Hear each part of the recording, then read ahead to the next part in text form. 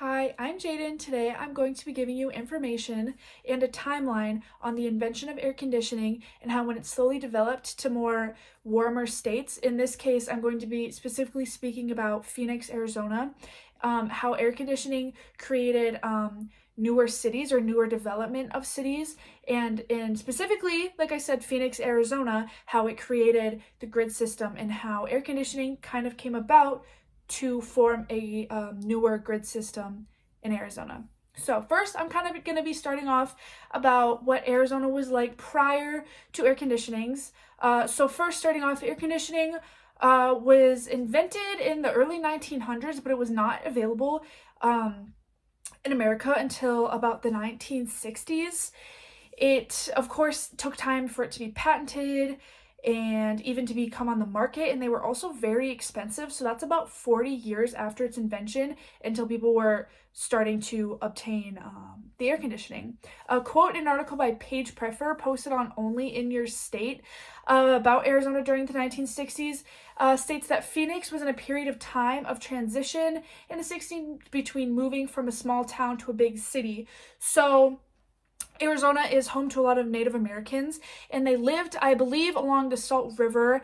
Obviously, you could transport goods. There was lots of good like soil for agriculture around there. Lots of shaded trees, so you can find cool areas. So a lot of people that were only able to what's the word? Like maintain the heat, take the heat, were the people that were native there.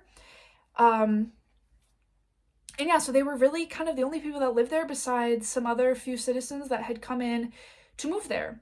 Kind of moving on to another point in an article by Bran Long posted by History Adventuring discussing AC coming to Arizona. It was more commonly available in commercial buildings.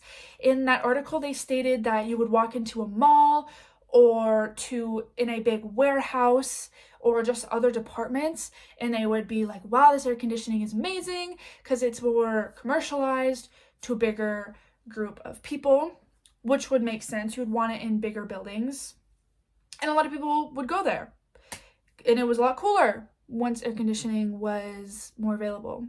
Moving on to a second point, when air conditioning became more accessible, Arizona began to grow larger. It became more common to have. The hot weather in Arizona became a lot more maintainable. A lot of people from the north and like the Midwest, just kind of all across the north of North America, were able to move south to Texas, more to Florida, more to Arizona, more to Southern California. So a lot of people began migrating north to south. An article written on Channel 2 News about the population boom after AC becomes more common. A reporter quotes, once AC got cheaper and cooler, that's when Arizona started to boom, and specifically Phoenix. So a smaller town, Phoenix, is starting to grow larger, and there is a real estate website called the Mortgage Brothers that shows how air conditioning started affecting the housing market and real estate in Phoenix, and it shows that 90% of homes in Arizona now use air conditioning throughout the US. And the US, in